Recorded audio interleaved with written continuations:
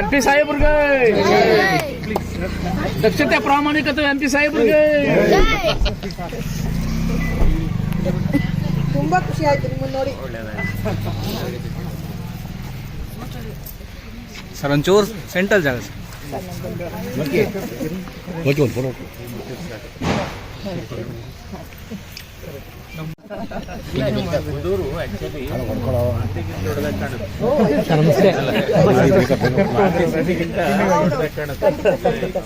Commercial activity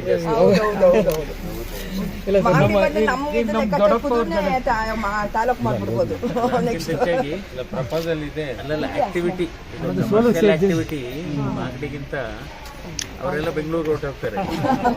ಇದು central place sir. ಇದು ನಮ್ಮ ತಾತ ಮುತ್ತಾತರು ಬೆಳೆದಿದ್ದ ಜಾಗ.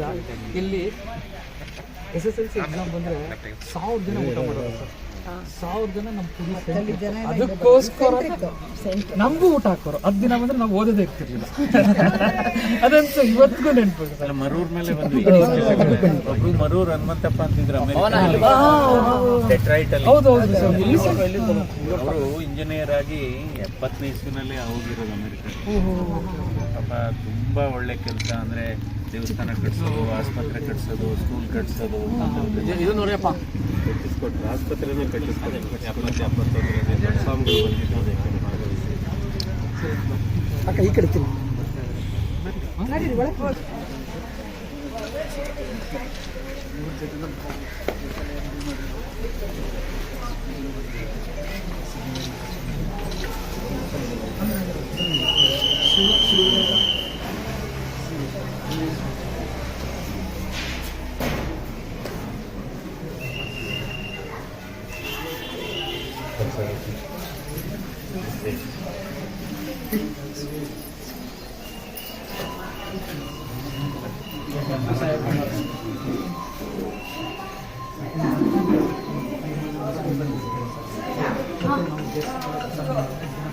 ಇದ್ದರೆ ಸಾಕ್ಷಾತ್ಕಾರ, ಮಾತು ಮೃದುವಾಗಿದ್ದರೆ ಚಮತ್ಕಾರ, ನಡೆ ನುಡಿ ಚೆನ್ನಾಗಿದ್ದರೆ ಪುರಸ್ಕಾರ. ಇದನ್ನೆಲ್ಲ ಒಗ್ಗೂಡಿಸಿಕೊಂಡಿರ್ತಕ್ಕಂಥ ತಮ್ಮೆಲ್ಲರಿಗೂ ನನ್ನ ನಮಸ್ಕಾರ. ಇವತ್ತು ಪುದೂರ್ ಸ್ಪೆಷಾಲಿಟಿ ಆಸ್ಪತ್ರೆಯ ಈ ಉದ್ಘಾಟನಾ ಸಮಾರಂಭಕ್ಕೆ ಸಾನ್ನಿಧ್ಯವನ್ನು ವಹಿಸಿರತಕ್ಕಂಥ ಪೂಜ್ಯ ಸ್ವಾಮೀಜಿಯವರ ಹಾಗೂ ವೇದಿಕೆಯಲ್ಲಿ ಇರತಕ್ಕಂಥ ಎಲ್ಲ ವಿವಿಧ ಕ್ಷೇತ್ರಗಳಲ್ಲಿ ಸಾಧನೆ ಮಾಡಿ ಸಾಧನೆಯನ್ನು ಮುಂದುವರಿಸಿರುವ ವೃತ್ತಿಯನ್ನು ಮುಂದುವರಿಸಿರ್ತಕ್ಕಂಥ ಎಲ್ಲ ಆತ್ಮೀಯ ಬಂಧುಗಳೇ, ಡಾಕ್ಟರ್ ದಿವಾಕರ್ ಮತ್ತು ಅವರ ಎಲ್ಲ ಕುಟುಂಬದ ಸದಸ್ಯರುಗಳೇ ಹಾಗೂ ಪುದೂರಿನ ಎಲ್ಲ ನಾಗರಿಕ ಬಂಧುಗಳೇ ಮತ್ತು ಹವಾನಿತರೆ, ತಮ್ಮೆಲ್ಲರಿಗೂ ನನ್ನ ಹೃದಯಸ್ಪರ್ಶಿ ಧನ್ಯವಾದಗಳು ಮತ್ತು ನಮಸ್ಕಾರಗಳು.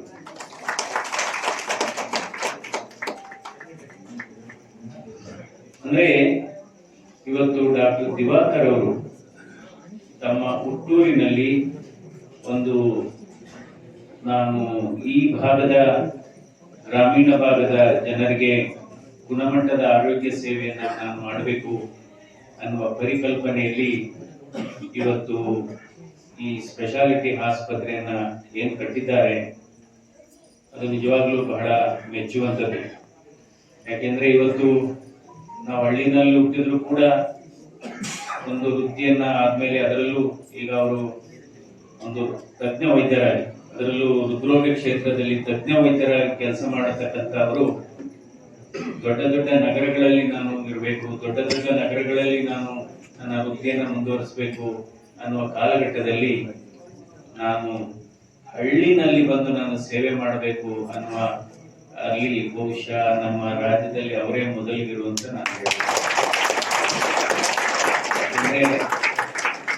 ಇವತ್ತು ನಾವು ನೋಡ್ತೀವಿ ಯಾವುದೇ ಸರ್ಕಾರಿ ಆಸ್ಪತ್ರೆಗಳಿರ್ಬೋದು, ಸಾರ್ವಜನಿಕ ಆಸ್ಪತ್ರೆ ಇರ್ಬೋದು, ಅಥವಾ ಸಮುದಾಯ ಭವನಗಳು, ಸಮುದಾಯ ಆಸ್ಪತ್ರೆಗಳಿರ್ಬೋದು, ಅಂದ್ರೆ ಕಮ್ಯುನಿಟಿ ಹಾಸ್ಪಿಟಲ್ ಇರ್ಬೋದು, ಅಥವಾ ಪ್ರಾಥಮಿಕ ಆಸ್ಪತ್ರೆಗಳಿರ್ಬೋದು, ಹಳ್ಳಿಗಳಲ್ಲಿ ವೈದ್ಯರ ಕೊರತೆ ಇದೆ ಅಂತ ನಾವು ದಿನನಿತ್ಯ ನೋಡ್ತಾ ಇದ್ದೇವೆ. ಅದು ನಿಜ. ಅಂತಹ ಕಾಲಘಟ್ಟದಲ್ಲಿ ನಾನು ಹುಟ್ಟೂರಿನಲ್ಲಿ ಒಂದು ಸುಸಜ್ಜಿತವಾದಂತಹ ಆಸ್ಪತ್ರೆಯನ್ನ ಮಾಡಬೇಕು ಅನ್ನುವ ಪರಿಕಲ್ಪನೆ ಏನಿದೆ ಅದನ್ನ ನಾವು ತುಂಬಾ ಹೃದಯದಿಂದ ಅವರನ್ನ ಸ್ವಾಗತಿಸಬೇಕಾಗುತ್ತೆ. ಯಾಕೆಂದ್ರೆ ಅವರ ಈ ರೀತಿ ಮಾಡ್ಬೇಕಾದ್ರೆ ಆಂತರಿಕವಾಗಿ ಬಹಳ ಮನಸ್ಥಿತಿ ಗಟ್ಟಿ ಇರಬೇಕಾಗುತ್ತೆ. ಯಾಕೆಂದ್ರೆ ಇದು ಬಹಳ ದೊಡ್ಡ ನಿರ್ಧಾರ ಅಂತ ನಾನು ಅನ್ಕೊಂತೀನಿ. ಬಹುಶಃ ಈ ರೀತಿ ಇವಾಗ ಈ ಕೋವಿಡ್ ಸಂದರ್ಭದಲ್ಲೂ ಹಾಗೆ ಆಯಿತು. ಎಷ್ಟೋ ಜನ ನಗರಗಳನ್ನ ಬಿಟ್ಟು ಹಳ್ಳಿಗೆ ಹೋಗಿ ಕೃಷಿಯನ್ನೇ ಒಂದು ವೃತ್ತಿಯನ್ನಾಗಿ ಮಾಡ್ಕೊಂಡ್ರು. ಯಾರು ವಿದ್ಯಾವಂತರುಗಳು, ಬೇರೆ ಬೇರೆ ದೊಡ್ಡ ದೊಡ್ಡ ಕೆಲಸದಲ್ಲಿದ್ದವರು ಮಾಡ್ಕೊಂಡ್ರು. ಅಂದ್ರೆ ಮನುಷ್ಯ ಪ್ರತಿ ಮನೆಯಲ್ಲೂ ಹುಟ್ಟುತ್ತಾನೆ, ಆದ್ರೆ ಮನುಷ್ಯತ್ವ ಇದ್ದಂತವರು ಹುಟ್ಟೋದು ಕೆಲವೇ ಕುಟುಂಬಗಳಲ್ಲಿ. ಅಂತ ಕುಟುಂಬ ಇವತ್ತು ಡಾಕ್ಟರ್ ದಿವಾಕರ್ ಕುಟುಂಬ ಅಂತ ನಾನು ಹೇಳ್ಬೇಕು. ಯಾಕೆಂದ್ರೆ ನಮ್ಮೆಲ್ಲರಿಗೂ, ಯಾಕೆಂದ್ರೆ ನಾವು ಎಷ್ಟು ಓದಿದ್ದೀವಿ ಅನ್ನೋದು ಮುಖ್ಯವಲ್ಲ, ನಾವು ಎಷ್ಟು ಪಾರಿತೋಷಿಕಗಳನ್ನ ಗಳಿಸಿದ್ದೇವೆ, ಎಷ್ಟು ಆವಿಷ್ಕಾರಗಳನ್ನ ಮಾಡಿದ್ದೇವೆ, ಎಷ್ಟು ಪ್ರಶಂಸೆಗಳನ್ನ ಗಳಿಸಿದ್ದೇವೆ ಅನ್ನೋದು ಮುಖ್ಯ ಅಲ್ಲ. ನಮ್ಮ ಓದು ಎಷ್ಟು ಜನರ ಮುಖದಲ್ಲಿ ನಗುವನ್ನ ತರಿಸಿದೆ, ಎಷ್ಟು ಮನೆಗಳಲ್ಲಿ ನಂದಾದೀಪವನ್ನು ಬೆಳಗಿಸಿದೆ ಅನ್ನೋದು ಬಹಳ ಮುಖ್ಯವಾದ. ಯಾಕೆಂದ್ರೆ ಇವತ್ತು ಈ ರೀತಿಯ ಹಾಸ್ಪಿಟಲ್ ಅಂದ್ರೆ ನಾನು ಮೊನ್ನೆ ಲೋಕಸಭೆನಲ್ಲೂ ಕೂಡ ಮಾತನಾಡಬೇಕಾದ್ರೆ ಒಂದು ಅಭಿಪ್ರಾಯವನ್ನು ವ್ಯಕ್ತಪಡಿಸಿ ಕೇಂದ್ರ ಸರ್ಕಾರವನ್ನು ಒತ್ತಾಯ ಮಾಡಿದೆ. ಇವತ್ತು ಖಾಸಗಿ ಆಸ್ಪತ್ರೆಗಳು ಇವತ್ತು ಯಾವ ರೀತಿ ವ್ಯವಸ್ಥೆ ಇದೆ ಅಂದ್ರೆ 40% ಆರೋಗ್ಯ ಸೇವೆ ಇವತ್ತು ನಮಗೆ ಸರ್ಕಾರಿ ಆಸ್ಪತ್ರೆಗಳಲ್ಲಿ ಸಿಗ್ತಾ ಇದೆ. ಇನ್ನು 60% ಆರೋಗ್ಯ ಸೇವೆ ಇವತ್ತು ನಮಗೆ ಖಾಸಗಿ ಆಸ್ಪತ್ರೆಗಳಲ್ಲೇ ಸಿಗ್ತಾ ಇದೆ. ಇವತ್ತು ದೊಡ್ಡ ದೊಡ್ಡ ಆಸ್ಪತ್ರೆಗಳು, ಪಂಚತಾರ ಖಾಸಗಿ ಆಸ್ಪತ್ರೆಗಳು ಇವತ್ತು ಕೇಂದ್ರೀಕೃತವಾಗಿರುವುದು ಟೈರ್ 1 ಸಿಟಿ ಅಂದ್ರೆ ಬೆಂಗಳೂರು, ಮೈಸೂರು, ಹುಬ್ಬಳ್ಳಿ. ಅಂದ್ರೆ ಈ ಟೈರ್ 2 ಸಿಟೀಸ್ ಯಾವುದು ಕುಣಿಗಲ್ ಆಗ್ಬೋದು, ಮಾಗಡಿ ಆಗ್ಬೋದು.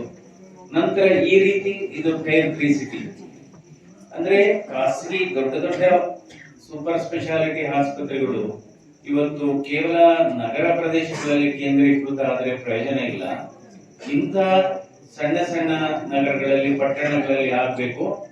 ಯಾರಾದ್ರೂ ಖಾಸಗಿಯವರು ಮುಂದೆ ಬಂದ್ರೆ ಅಥವಾ ಖಾಸಗಿ ಮತ್ತು ಸರ್ಕಾರ ಜಂಟಿ ಪ್ರಾಯೋಜಕತ್ವದಲ್ಲಿ ಪಬ್ಲಿಕ್ ಪ್ರೈವೇಟ್ ಪಾರ್ಟ್ನರ್ಶಿಪ್ ಮಾಡೋದು ಮುಂದೆ ಬಂದ್ರೆ ಅಂಥವರಿಗೆ ನಾವು ಒಂದು 10 ವರ್ಷ ಟ್ಯಾಕ್ಸ್ ಫ್ರೀ ಹಾಲಿಡೇ ಕೊಡಬೇಕು ಅಂತ. ಅಂದ್ರೆ 10 ವರ್ಷ ಟ್ಯಾಕ್ಸ್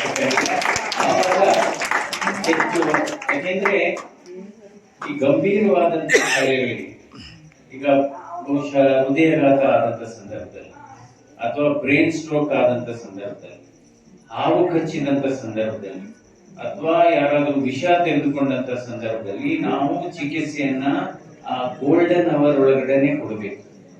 ಅಂದ್ರೆ ಈಗ ಹೃದಯಾಘಾತ ಆದಂತ ಸಂದರ್ಭದಲ್ಲಿ ಅಥವಾ ಸ್ಟ್ರೋಕ್ ಇದೆಲ್ಲ ಆದಾಗ ನಾವು ಚಿಕಿತ್ಸೆಯನ್ನ ಮೊದಲು 1 ಗಂಟೆ ಅಥವಾ ಮೊದಲು 2 ಗಂಟೆ ಒಳಗೆ ಕೊಟ್ರೆ ಬದುಕುಳಿಯುವ ಸಂಖ್ಯೆ ಜಾಸ್ತಿ ಇರುತ್ತೆ. ನಂತರ ಅಂದ್ರೆ ಬದುಕುಳಿಯೋದು ಒಂದು ಪ್ರಶ್ನೆ, ಎರಡನೇದು ಅದು ಹೃದಯದ ಶಕ್ತಿ ಅಥವಾ ಮೆದುಳಿನ ಶಕ್ತಿ ಹಾಗೆ ಉಳಿಯುತ್ತೆ, ಎಂದಿನಂತೆ ಇರಬಹುದು. ಅದಕ್ಕೋಸ್ಕರ ಇವತ್ತು ಇಂಥ ಸಂದರ್ಭದಲ್ಲಿ ಈ ಭಾಗದಲ್ಲಿ ಇವತ್ತು ನೋಡಿ, ನಾನು ಬರ್ಬೇಕಾದ್ರೆ ಮಂಡ್ಯದಿಂದ ಒಬ್ರು ಫೋನ್ ಮಾಡಿದ್ರು. ನಮ್ಮ ತಾಯಿಗೆ ಎದೆ ನೋವಿಲ್ಲ, ಅವ್ರಿಗೆ ಕತ್ತು ನೋವು, ಗಂಟ್ಲು ನೋವು ಮತ್ತು ಬೆನ್ನು ನೋವು ಬರ್ತಾ ಇದೆ. 2 ದಿವಸದಿಂದ ಅವರು ಅಷ್ಟು ಚೆನ್ನಾಗಿಲ್ಲ ಅಂತ ನಾನು ಹೇಳಿದ್ರೆ ಇಮಿಡಿಯೇಟ್ ECG ಮಾಡಿಸಿ, ECG ನಲ್ಲಿ ಹಾರ್ಟ್ ಅಟ್ಯಾಕ್ ಆಗಿರೋದು ಖಾತ್ರಿ ಆಗಿದೆ. ಹಾಗೆ ಒಂದು ಸ್ಪಂದನ ಆಸ್ಪತ್ರೆ ಅಂತ ಇದೆ. ಸೊ ಅವ್ರು ಆಂಜಿಯೋಗ್ರಾಮ್ ಮಾಡಿ ನಾನು ವಾಟ್ಸ್ಆಪ್ ಕಳಿಸಿದ್ರು. ಬಲಗಡೆ ರಕ್ತನಾಳದಲ್ಲಿ 90% ಬ್ಲಾಕ್ ಇದೆ. ಈಗ ಮಂಡ್ಯದಲ್ಲಿ ಆಂಜಿಯೋಪ್ಲಾಸ್ಟಿ ಸ್ಟೆಂಟ್ ಮಾಡಿ ಈಗ ಚೆನ್ನಾಗಿದ್ದಾರೆ. ಅವ್ರೇನ್ ಹೇಳ್ತಾ ಇದ್ರು, ಇಲ್ಲ ಎದೆ ನೋವಿಲ್ಲ, ಅವ್ರಿಗಿರೋದು ಕತ್ತು ನೋವು, ಗಂಟ್ಲು ನೋವು ಮತ್ತು ಬೆನ್ನು ನೋವು. ಹೃದಯಾಘಾತ ಆದವ್ರಿಗೆ ಎಲ್ಲರಿಗೂ ಎದೆ ಎಡಭಾಗದಲ್ಲಿ ನೋವು ಬರೋದಿಲ್ಲ. ಕೆಲವರಿಗೆ ಹೊಟ್ಟೆಯ ಮೇಲ್ಭಾಗದಲ್ಲಿ ನೋವು ಬಂದು ಮೇಲ್ನೋಟಕ್ಕೆ ಗ್ಯಾಸ್ಟ್ರೈಟಿಸ್, ಅಸಿಡಿಟಿ ತರ ಕಾಣಿಸ್ಕೋಬಹುದು. ಇನ್ ಕೆಲವರಿಗೆ ಗಂಟ್ಲಲ್ಲಿ ನೋವು ಬರುವುದು ಸಡನ್ ಆಗಿ, ಅಂದ್ರೆ ಯಾವತ್ತೂ ಇಲ್ಲದಂಥದ್ದು. ಮಾಮೂಲಿ ಗಂಟು ನೋವು ಬೇರೆ, ಯಾವತ್ತೂ ಇಲ್ಲದೆ ಇರತಕ್ಕಂತ ಗಂಟಲು ನೋವು ಅಥವಾ ದವಡೆ ನೋವು.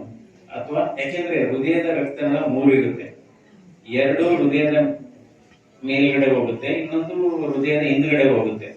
ಆ ಹೃದಯದ ಹಿಂದ್ಗಡೆ ಹೋದಂತ ರಕ್ತನಾಳದಲ್ಲಿ ಹಾರ್ಟ್ ಅಟ್ಯಾಕ್ ಆದಾಗ ಮುಂದ್ಗಡೆ ನೋವು ಬರಲ್ಲ, ಬೆನ್ನಿನ ಮೇಲ್ಭಾಗದಲ್ಲಿ ಬರುತ್ತೆ ಅಥವಾ ಗಂಟ್ಲಲ್ಲಿ ಬರುತ್ತೆ. ಸೊ ಅದರಿಂದ ಈ ರೀತಿ ಒಂದು ಉದಾಹರಣೆ ಹೇಳಿದೆ ಅಷ್ಟೇ.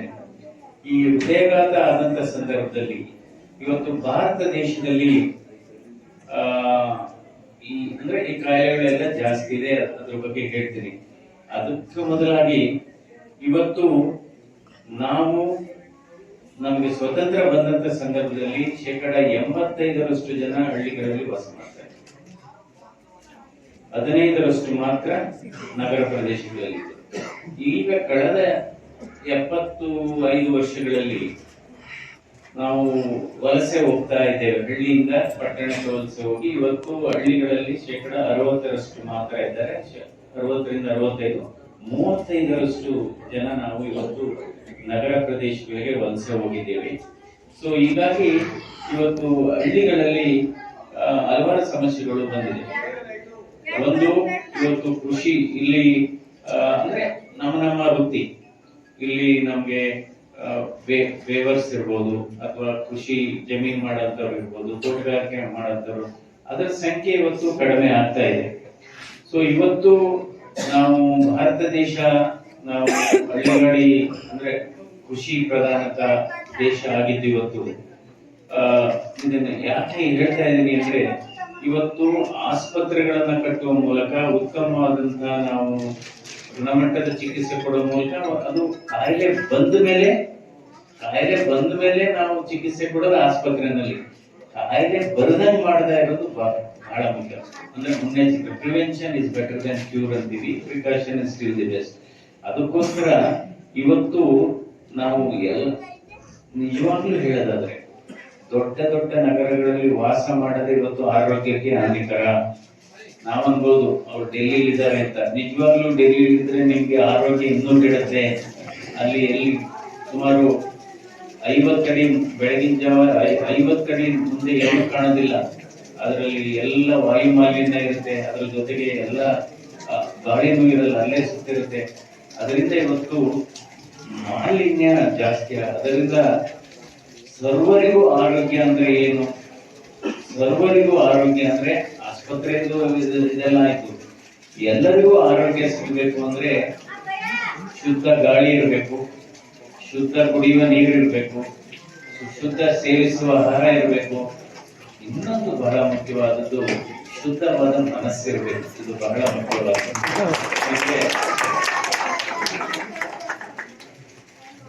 ರೋಗ ಇದ್ದವರೇ ರೋಗಿಗಳು ಅಂತ, ಅಂದ್ರೆ ನಾವು ರೋಗ ಇದ್ರೆ ರೋಗಿಗಳು ಅಂತೀವಿ. ಆದ್ರೆ ಇತ್ತೀಚಿನ ದಿನಗಳಲ್ಲಿ ರೋಗ ಇಲ್ಲದ ರೋಗಿಗಳ ಸಂಖ್ಯೆ ಜಾಸ್ತಿ ಆಗ್ತಾ ಇದೆ. ರೋಗ ಇಲ್ಲದ ರೋಗಿಗಳ ಸಂಖ್ಯೆ ಜಾಸ್ತಿ ಆಗ್ತಾ ಇದೆ.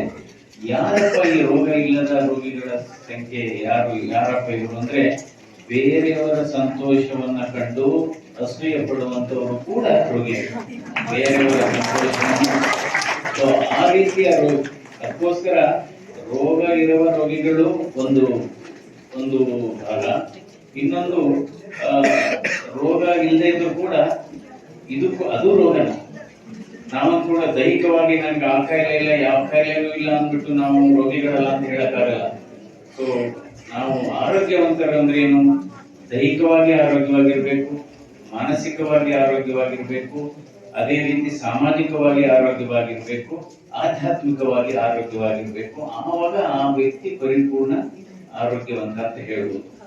ಈ ಕೆಲವರು ಇರ್ತಾರೆ ಸುಮ್ಮನೆ ಬೆಳಗ್ಗೆ ಎದ್ದು ಅವರು ಇವ್ರ ಬಗ್ಗೆ ಚಾಡಿ ಹೇಳೋದು, ಕಿವಿಲಿ ಹೇಳೋದು.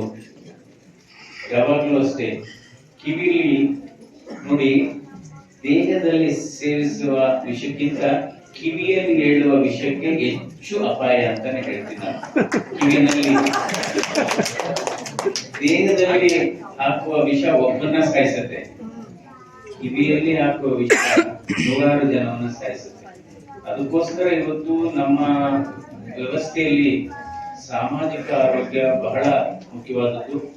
ಇವತ್ತು ಈ ಆಸ್ಪತ್ರೆಗಳ ಬಗ್ಗೆ ಹೇಳಿದೆ ನಾನು ನಿಮ್ಗೆ. ಯಾವುದೇ ಇವತ್ತು ಡಾಕ್ಟರ್ ದಿವಾಕರ್ ಅವ್ರಿಗೆ ಕೇವಲ ಹೃದಯ ಮಾತ್ರ ಇಲ್ಲ, ಹೃದಯವಂತಿಕೆ ಕೂಡ ಇದೆ, ಮಾನವೀಯತೆ. ಮನುಷ್ಯನಿಗೆ ಎಲ್ಲಾ ಸದ್ಗುಣಗಳಿಗಿಂತ ನಿಮ್ಗೆ ಯಾವುದೇ ಎಂಥ ಗುಣಗಳಿರ್ಲಿ ಅಥವಾ ಎಂಥ ಪದವಿಗಳಿರ್ಲಿ ಎಂಥ ಸಂಪತ್ತುಗಳಿರ್ಲಿ ಅವನಿಗೆ ಮಾನವೀಯತೆ ಇಲ್ಲದೆ ಇದ್ರೆ ಆ ಬದುಕು ಯಾವುದೇ ಗುಣಗಳಿಗೆ ಬೆಲೆ ಇರೋದಿಲ್ಲ. ಮನುಷ್ಯನಿಗೆ ಬಹಳ ಪ್ರಮುಖವಾದದ್ದು ಇವತ್ತು ಮಾನವೀಯತೆ ಬಹಳ ಮುಖ್ಯ. ಅಂದ್ರೆ ಸಹನೆ ಇರಬೇಕು. ಸಹನೆ ಇದ್ರೆ ಸಮಸ್ಯೆಗಳೇ ಬರಲ್ಲ ಅಂತ ಹೇಳ್ತೀವಿ ನಾವು. ಆದ್ರೆ ಸಹನೆ ಇಲ್ಲದೆ ಇದ್ರೆ ಸಮಸ್ಯೆಗಳೇ ನಿಮಗೆ ಆರೋಗ್ಯಕ್ಕೆ. ಅದಕ್ಕೋಸ್ಕರ ಮನುಷ್ಯನಿಗೆ ಯಾವಾಗ್ಲೂ ಅಷ್ಟೇ ನಾವು ಈ ಬದುಕನ್ನ ಅರ್ಥ ಮಾಡ್ಕೋಬೇಕಾದ್ರೆ, ಬದುಕು ಏನು, ಈ ಬದುಕು ಏನು ಅಂತ ಅರ್ಥ ಮಾಡ್ಕೋಬೇಕಾದ್ರೆ ನಾವು 3 ಸ್ಥಳಗಳನ್ನ ನೋಡ್ಬೇಕಂತ. ಆಸ್ಪತ್ರೆಗೆ ಹೋಗಿ ಐಸಿಯುನಲ್ಲಿ ರೋಗಿಗಳನ್ನ ನೋಡಿದಾಗ ಅನ್ಸುತ್ತೆ ಆರೋಗ್ಯ ಎಷ್ಟು ಬಹಳ ಮುಖ್ಯ. ಎರಡನೇದು, ಜೈಲಿನಲ್ಲಿ ಹೋಗಿ ಕೈದಿಗಳನ್ನ ನೋಡಿದಾಗ ಅನ್ಸುತ್ತೆ ಸ್ವಾತಂತ್ರ್ಯ ಎಷ್ಟು ಮುಖ್ಯ. ಮೂರನೇದು, ರುದ್ರಭೂಮಿಯಲ್ಲಿ ಹೋಗಿ ನೋಡಿದಂತ ಸಂದರ್ಭದಲ್ಲಿ ಇಷ್ಟೇ ಮನುಷ್ಯನ ಬದುಕು ಇಷ್ಟೇ. ನಮ್ಮ ಹಿಂದೆ ಬರೋದು ನಾವು ಮಾಡಿದಂತ ಒಳ್ಳೆಯ ಕೆಲಸಗಳು ಅಥವಾ ಇಟ್ಟಂತ ಒಳ್ಳೆಯ ಹೆಜ್ಜೆಗಳೇ ಮಾತ್ರ ಹೊರತು ಏನೂ ಬರೋದಿಲ್ಲ ಅಂತ. ಇದನ್ನ ನಾವು ಪ್ರತಿದಿನ ಒಂದೊಂದ್ಸರಿ ಜ್ಞಾಪಕ ಮಾಡ್ಕೊಂಡ್ರೆ ನಾವು ಉತ್ತಮ ಪ್ರಜೆಗಳನ್ನಾಗಿ ಬದುಕಬಹುದು ಅಂತ ಯಾಕೆಂದ್ರೆ ಈ ಪರಿಸರದ ನಿಯಮ ಕೂಡ ಹಾಗೆ ಇದೆ. ಐದರ್ ಇಟ್ಟು ಹೋಗ್ಬೇಕು ಅಥವಾ ಕೊಟ್ಟು ಹೋಗ್ಬೇಕು, ತೆಗೆದುಕೊಂಡು ಹೋಗೋದಕ್ಕೆ ಅವಕಾಶ ಇಲ್ಲ. ಈಗ ಜನ ಏನ್ ಅನ್ಕೊಂಡಿದ್ದಾರೆ, ನಾವು ತೆಗೆದುಕೊಂಡು ಹೋಗ್ಬೋದು ಅಂತ ಅನ್ಕೊಂಡಿದ್ದಾರೆ. ಇಲ್ಲ, ಅದೇನು RTGS ಆಗಲ್ಲ ಮೇಲೆ ಅಥವಾ ಏನಾದ್ರು ಕೂರಿಯರ್ ಸರ್ವಿಸ್ ಅಲ್ಲ ಮೇಲೆ ಹೋಗಲ್ಲ. ಸುಮ್ಮನೆ ಭ್ರಮೆ ಜನರಿಗೆ. ಸಾಧನೆ ಅಂದ್ರೇನು? ಆಯ್ತು, ನಮ್ಮ ಇವತ್ತು ಹಲವಾರು ಸಾಧಕರಿದ್ದಾರೆ, ಮಕ್ಕಳ ತಜ್ಞರಿದ್ದಾರೆ, ENT ತಜ್ಞರಿದ್ದಾರೆ, ಅವರು ಚಾರ್ಟೆಡ್ ಅಕೌಂಟೆಂಟ್ ಆಧ್ಯಾತ್ಮಿಕ ಗುರುಗಳಿದ್ದಾರೆ. ಅದೇ ರೀತಿ ಇವತ್ತು ಇನ್ಕಮ್ ಟ್ಯಾಕ್ಸ್ ಇಲಾಖೆನಲ್ಲಿ ಉನ್ನತ ಸ್ಥಾನದಲ್ಲಿದ್ದಾರೆ. ಸಾಧನೆ ಅಂದ್ರೆ ನನ್ನ ಅರ್ಥದಲ್ಲಿ ನಮ್ಮ ಕ್ಷೇತ್ರಗಳಲ್ಲಿ ಸಾಧನೆ ಮಾಡೋದು. ನಾನು ಇದನ್ನೆಲ್ಲ ಯಾಕೆ ಹೇಳ್ತಾ ಇದ್ದೀನಿ ಅಂದ್ರೆ, ಕಾಯಿಲೆಗಳು ಕೇವಲ ನಾವು ತಿನ್ನುವ ಆಹಾರದಿಂದ ನಮ್ಮ ದುಶ್ಚಟಗಳಿಂದ ಬರುತ್ತೆ ಅಷ್ಟಕ್ಕೆ ಮಾತ್ರ ಬರಲ್ಲ. ನಮ್ಮ ಮನಸ್ಸು ಯಾವ ರೀತಿ ಇರುತ್ತೆ, ನಮ್ಮ ಮನಸ್ಸಿನಲ್ಲಿ ಅಂತರಂಗದಲ್ಲಿ ನಮ್ಮ ಭಾವನೆಗಳೇನಿರುತ್ತೆ, ನಮ್ಮ ಮನಸ್ಸಿನಲ್ಲಿ ಯಾವ ರೀತಿ ಆಲೋಚನೆಗಳಿರುತ್ತೆ, ಅವು ಕೂಡ ಕಾಯಿಲೆಗೆ ಕಾರಣ. ಕೆಲವರು ನನ್ನ ಹತ್ರ ಬಂದು ಎಷ್ಟೋ ಜನ ಆರ್ಗ್ಯೂ ಮಾಡಿದ್ದಾರೆ, ನನಗೆ ಬ್ಲಡ್ ಪ್ರೆಷರ್ ಇಲ್ಲ, ಹೈ ಬ್ಲಡ್ ಪ್ರೆಷರ್ ಇಲ್ಲ, ಸಕ್ಕರೆ ಕಾಯಿಲೆ ಇಲ್ಲ, ಸ್ಮೋಕರ್ ಇಲ್ಲ, ನಾನು ಏನು ಯಾವುದೇ ನಾನ್ ವೆಜಿಟೇರಿಯನ್ ತಿನ್ನಲ್ಲ, ನಾನು ಯಾವುದೇ ಒಂದು ದುರಭ್ಯಾಸ ಇಲ್ಲ ಅಂದ್ಬಿಟ್ಟು ಸುಮಾರು 15 ನಿಮಿಷ ನಮ್ಮ ಜೊತೆ ಅವರು ಸಂಘರ್ಷ ಒಂದು ಚರ್ಚೆಗೆ ಹೇಳಿದ್ದಾರೆ. ಅವಾಗ ನಾನು ಹೇಳಿದ್ದೇನೆ, ಕಳೆದ 15 ನಿಮಿಷ ನೀವು ಏನು ಚರ್ಚೆ ಆರ್ಗ್ಯೂ ಮಾಡಿದ್ರೆ ಅದೇ ಕಾರಣ ನಿಮಗೆ ಬರೋದಕ್ಕೆ. ಅದರಿಂದ ನಮ್ಮ ಆಲೋಚನೆಗಳು ಅದಕ್ಕೋಸ್ಕರ ಇವೆಲ್ಲ ನಮ್ಮ ಮೇಲೆ ಪರಿಣಾಮ ಬೀರುತ್ತೆ. ಇವತ್ತು ಹಳ್ಳಿಗಳಲ್ಲಿ ವೈದ್ಯರುಗಳಿಲ್ಲ ಅನ್ನುವ ಕೊರಗು ಹೊಂದಿದೆ. ಅದಕ್ಕೋಸ್ಕರ ನಾವು ಪಾರ್ಲಿಮೆಂಟ್ ಅಲ್ಲೂ ಕೂಡ ಹೆಲ್ತ್ ಕಮಿಟಿಯಲ್ಲೂ ಕೂಡ ಮಾತಾಡಿದ್ದೇವೆ. ಇತ್ತೀಚೆಗೆ NHM ಅಲ್ಲಿ ವೈದ್ಯರುಗಳಿಗೆ 50,000 ರೂಪಾಯಿ ಕೊಡ್ತಾ ಇದ್ರು. ಈಗ ನಾವೆಲ್ಲ ಶಿಫಾರಸ್ ಮಾಡಿ ನಾವೆಲ್ಲ ಒತ್ತಡ ಹಾಕಿದ್ಮೇಲೆ ಇವಾಗ MBBS ಡಾಕ್ಟರ್ಗಳಿಗೆ ರಾಷ್ಟ್ರೀಯ ಅಭಿಯಾನ ಆರೋಗ್ಯ ಅಭಿಯಾನದಲ್ಲಿ ಕೆಲಸ ಮಾಡತಕ್ಕವರಿಗೆ 75,000 ಮಾಡಿದ್ದಾರೆ. ಇವಾಗ ಒಂದು 3 ತಿಂಗಳಿಂದ 75,000 ಮಾಡಿದ್ದಾರೆ. ನರ್ಸಸ್ಗಳು ಅಷ್ಟೇ ಕೇವಲ 12,000 ಇತ್ತು, 22,000 ಮಾಡಿದ್ದಾರೆ. ಈಗ ಆಗಿರ್ತಕ್ಕಂಥ ಬದಲಾವಣೆಗಳು. ಆದ್ರೆ ಇವತ್ತು ಭಾರತ ದೇಶದಲ್ಲಿ ವೈದ್ಯರ ಕೊರತೆ ಇಲ್ಲ. 19 ಲಕ್ಷ ಜನ ಆಲೋಪತಿ ಡಾಕ್ಟರ್ಸ್ ಇದ್ದಾರೆ, 5 ಲಕ್ಷ ಜನ ಇವತ್ತು ಆಯುಷ್ ಡಾಕ್ಟರ್ಸ್ ಇದ್ದಾರೆ. ಆದ್ರೆ ಅದು ಮಾಲ್ ಡಿಸ್ಟ್ರಿಬ್ಯೂಷನ್ ಆಗಿದೆ. ಜಾಸ್ತಿ ನಗರಗಳಲ್ಲಿದ್ದಾರೆ, ನಂತರ ಕಡಿಮೆ ಹಳ್ಳಿಗಳಲ್ಲಿದ್ದಾರೆ. ಇವತ್ತು ಯಾಕೆ ಹಳ್ಳಿಗಳಿಗೆ ಡಾಕ್ಟ್ರು ಹೋಗ್ಲಿಕ್ಕೆ ಹಿಂಜರಿತಾ ಇದ್ದಾರೆ ಅಂದ್ರೆ, ಒಂದು ವೈದ್ಯರುಗಳಿಗೆ ಬೇಕಾದಂತ ಅಲ್ಲಿ ಮೂಲಭೂತ ಸೌಕರ್ಯಗಳಿಲ್ಲ. ಎರಡನೇದು, ಇವತ್ತು ಹಳ್ಳಿನಲ್ಲಿ ಡಾಕ್ಟರ್ಗಳು ಇಲ್ಲದೆ ಇರೋದಕ್ಕೆ ಕಾರಣ ಹಳ್ಳಿಯ ಜನರೇ ಕಾರಣ ಅಂತ ಹೇಳಬೇಕಾಗುತ್ತೆ. ಅಥವಾ ಇದು ಬಹಳ ಗಂಭೀರವಾಗಿ ಮತ್ತು ಸ್ಥಳೀಯ ಜನಪ್ರತಿನಿಧಿಗಳು ಕೂಡ ಕಾರಣ ಆಗಿದ್ದಾರೆ. ಅಂದ್ರೆ ಏನಾಗಿದೆ, ವೈದ್ಯರ ಮೇಲೇನು ಇರತಕ್ಕಂತ ಜವಾಬ್ದಾರಿ ಸೂಕ್ತ ಸಮಯದಲ್ಲಿ ಗುಣಮಟ್ಟದ ಚಿಕಿತ್ಸೆಯನ್ನು ಕೊಡ್ತಕ್ಕಂಥದ್ದು ವೈದ್ಯರು. ಆ ಚಿಕಿತ್ಸೆ ಕೊಟ್ಟು ಕೂಡ ಬದುಕದೇ ಇದ್ರೆ, ಕಾಯಿಲೆನೇ ಗಂಭೀರವಾಗಿದ್ದು ಅವನು ಬದುಕದೇ ಇದ್ರೆ ವೈದ್ಯರುಗಳ ಮೇಲೆ ಹಲ್ಲೆ ಮಾಡುವಂಥದ್ದು, ವೈದ್ಯರ ಮೇಲೆ ಜಗಳ ಮಾಡುವಂಥದ್ದು, ಆಸ್ಪತ್ರೆಗಳ ಆಸ್ತಿಪಾಸ್ತಿಯನ್ನ ಹಾಳು ಮಾಡುವಂಥದ್ದು. ಈ ಕಾರಣದಿಂದ ಕೂಡ ಇವತ್ತು ವೈದ್ಯರುಗಳು ಹಳ್ಳಿಗಳಿಗೆ ಎಷ್ಟು ಜನ ವೈದ್ಯರುಗಳಿಗೆ ಇವತ್ತು ಜನ ಹೊಡೆದಿದ್ದಾರೆ, ಕೆಲವರು ಕೊಂದಿದ್ದಾರೆ, ಸಾಯಿಸಿದ್ದಾರೆ ಕೆಲವರು ವೈದ್ಯರುಗಳು. ಇವತ್ತು ಇದರಿಂದ ಇವತ್ತು ನಾವೆಲ್ಲ ಏನ್ ಮಾಡ್ತೀವಿ, ಇವತ್ತು ಆರೋಗ್ಯ ಶಿಬಿರ ಮಾಡಿದೆ, ಸುಮಾರು ಜನರಿಗೆ ಇವತ್ತು ತಪಾಸಣೆ ಆಗಿದೆ. ಆರೋಗ್ಯ ಶಿಬಿರ ಯಾಕೆ ಮಾಡಬೇಕು ಅಂದ್ರೆ, ನಾವು ಮೇಲ್ನೋಟಕ್ಕೆ ಚೆನ್ನಾಗಿದ್ದೀವಿ ಅನ್ಕೋಬಹುದು, ಆದ್ರೆ ಕಾಯಿಲೆಗಳು ಇರುತ್ತೆ. ಬ್ಲಡ್ ಪ್ರೆಷರ್ ಕೆಲವ್ರಿಗೆ 200 ರೂಪಾಯಿ 100 ಇರುತ್ತೆ ಜಾಸ್ತಿ, ಅಥವಾ ಸಕ್ಕರೆ ಕಾಯಿಲೆ ನಾರ್ಮಲಿ ಎಷ್ಟಿರ್ಬೇಕು, ಬ್ಲಡ್ ಶುಗರ್ 110 ಇರ್ಬೇಕು, 100ರಿಂದ 120 ತನಕ ಖಾಲಿ ಹೊಟ್ಟೆನಲ್ಲಿ, ಊಟ ಆದ್ಮೇಲೆ 180 ತನಕ ಇರ್ಬೋದು. ಇನ್ ಕೆಲವರಿಗೆ 400 ಇರುತ್ತೆ, ಗೊತ್ತೇ ಇರೋದಿಲ್ಲ. ಇನ್ ಕೆಲವರಿಗೆ ಬೇರೆ ಹೃದಯದ ಸಮಸ್ಯೆ ಇರ್ಬೋದು, ಅಥವಾ ಲಂಗ್ ಸಮಸ್ಯೆ ಇರ್ಬೋದು, ಮೇಲ್ನೋಟಕ್ಕೆ ನಾವು ಚೆನ್ನಾಗಿರ್ಬೋದು. ಅದಕ್ಕೋಸ್ಕರ ಆರೋಗ್ಯ ಶಿಬಿರಗಳಲ್ಲಿ ನಾವು ಇವತ್ತು ಮಾಡಿದ್ದಾರೆ. ಅದಕ್ಕೋಸ್ಕರ ಡಾಕ್ಟರ್ ದಿವಾಕರ್ ಮತ್ತು ಅವರ ತಂಡವನ್ನ ಅಭಿನಂದಿಸಬೇಕು. ಯಾಕೆಂದ್ರೆ ಅದೇ ರೀತಿ ಇವತ್ತು ಯಾವ ಕಾಲಘಟ್ಟದಲ್ಲಿ ಇದ್ದೇವೆ ಅಂದ್ರೆ, ಇವತ್ತು ನಿರಂತರವಾಗಿ ವೈದ್ಯರುಗಳ ಮೇಲೆ ಒತ್ತಡ ಇದೆ. ಜನರ ನಿರೀಕ್ಷೆ ಬಹಳ ಗಗನ ಕುಸುಮವಾಗಿದೆ, ಗಗನ ಮಟ್ಟಕ್ಕೆ ಇದೆ. ಮೃತಪಟ್ಟ ರೋಗಿಯನ್ನ ಆಸ್ಪತ್ರೆಗೆ ತಂದು ಬದುಕಿಸಿ ಅನ್ನೋ ಒತ್ತಡ ಆಗ್ತಾ ಇದೆ. ಮನೆಯಲ್ಲೇ ಅವರು ಪ್ರಾಣ ಹೋಗಿದೆ, ಆದ್ರೂ ಕರ್ಕೊಂಡು ಗಲಾಟೆ ಇಲ್ಲ.